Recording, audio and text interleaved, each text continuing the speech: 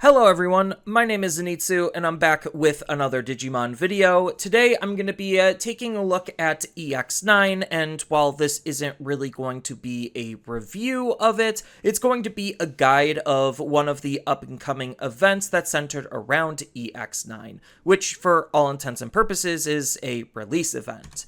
But before we get into that, I do want to state that EX9 is a very low-powered set for where the current state of the game actually is, and there's only realistically 3 archetypes from a grand competitive spectrum outside of this sealed and limited event that are even remotely worth looking at, and that's going to be Omnimon Alter S, new Puppet support, and new Machine Dramon support when it comes to the grand scheme competitively.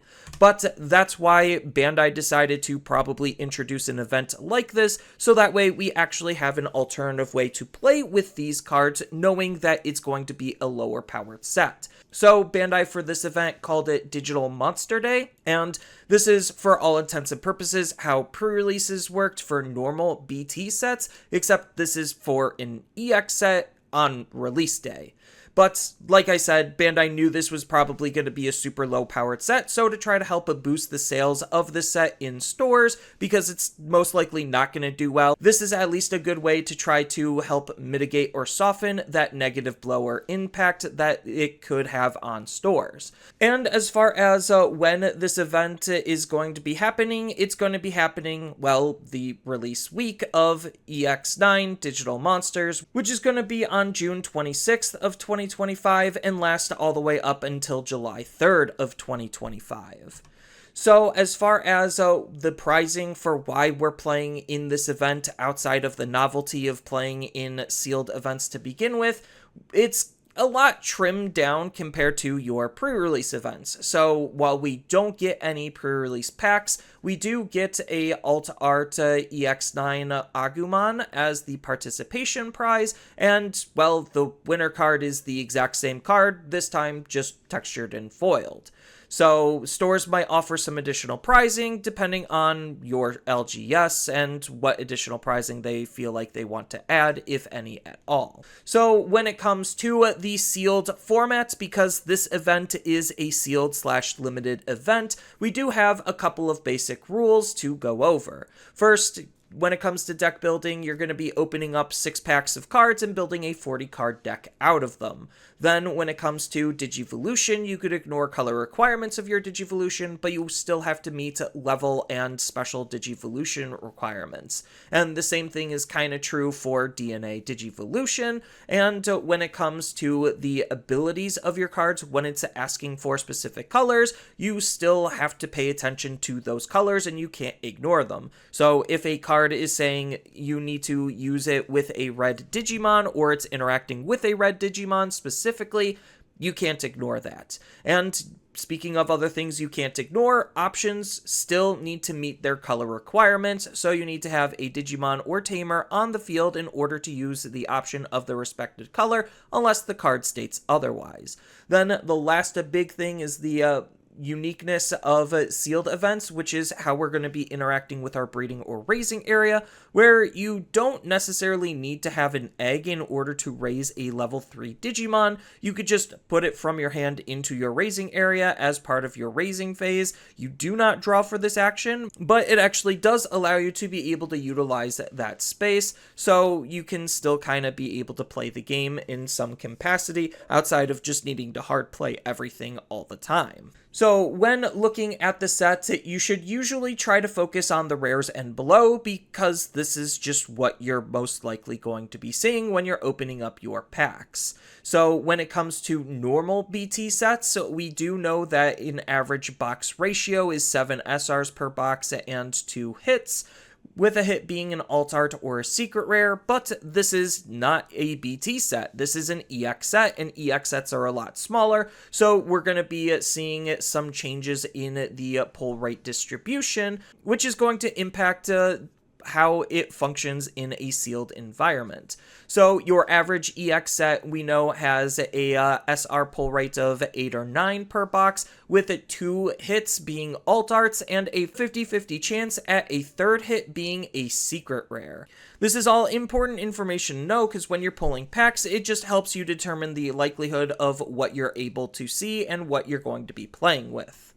And speaking of knowing box breakdowns, we do know what a normal BT set breakdown looks like, but we might not be super familiar with EX set breakdowns, which again is a lot smaller. So feel free to take a look at the slide in order to compare the differences between a normal set and a BT set.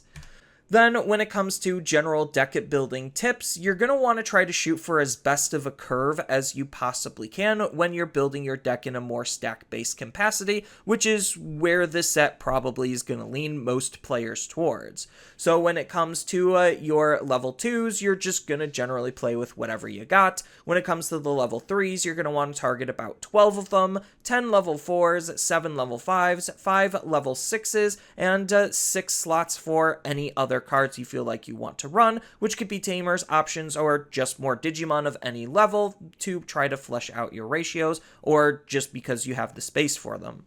But when it comes to overall card analysis, because when you're opening up your packs and building your deck, you're going to want to understand how to actually prioritize specific cards over others. And, well, there's an acronym that I lifted from Magic the Gathering called BREAD that you could follow to be able to try to pick the best cards that you can. And usually if a card is able to fit into multiple categories, then the better that card probably is.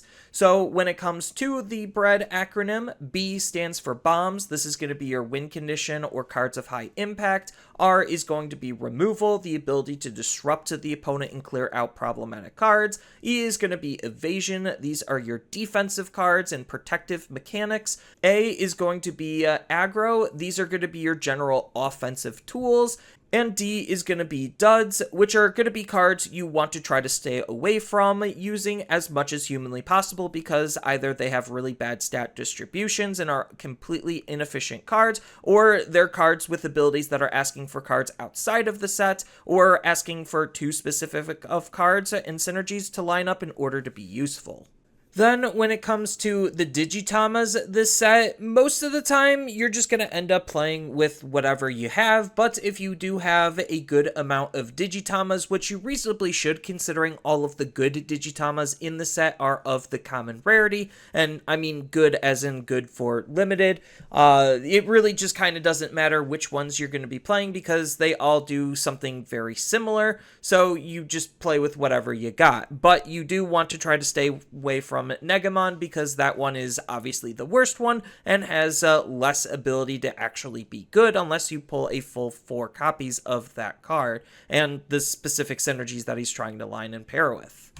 Then when it comes to the Tamers, again, kind of like the Digitamas, the 4 Tamers that we actually do have in this set are all pretty decent and do have their own sets of pros and cons on wanting to utilize them, either as some immediate gratification or some kind of an engine card that is going to help you throughout the course of the game. Then when it comes to this set more specifically, this is the best advice I can give, and that's just to try to play the most generic cards you possibly can, because that way their abilities are always useful, and their stats are usually on average.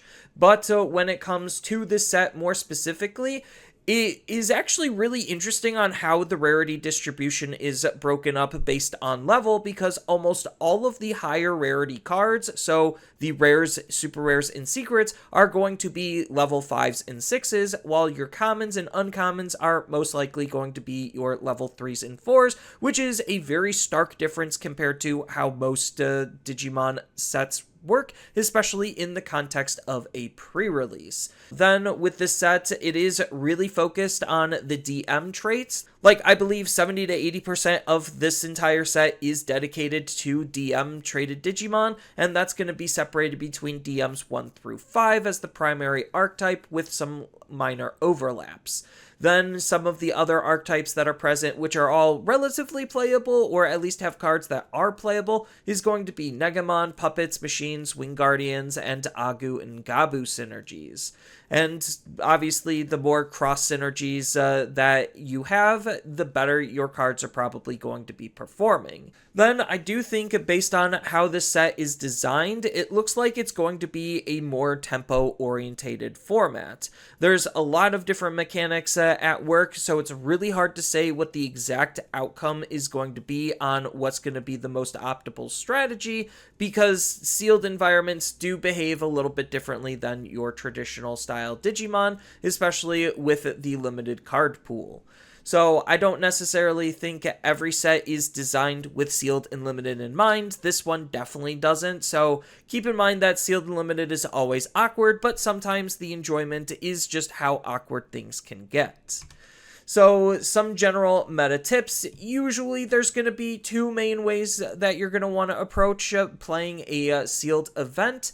It's going to be either a more aggressive style or tempo or stack based style, and usually the aggressive style is really only viable if there's a ginormous lack of removal and other defensive tools. Otherwise, you're probably just best to try to outraise the opponent and build a bigger and better Digimon that they just generally can't respond to. And then when it comes to just some other general tips, you're just going to want to make sure to bring ample supplies, which is going to be water, snacks, sleeves, playmat, whatever.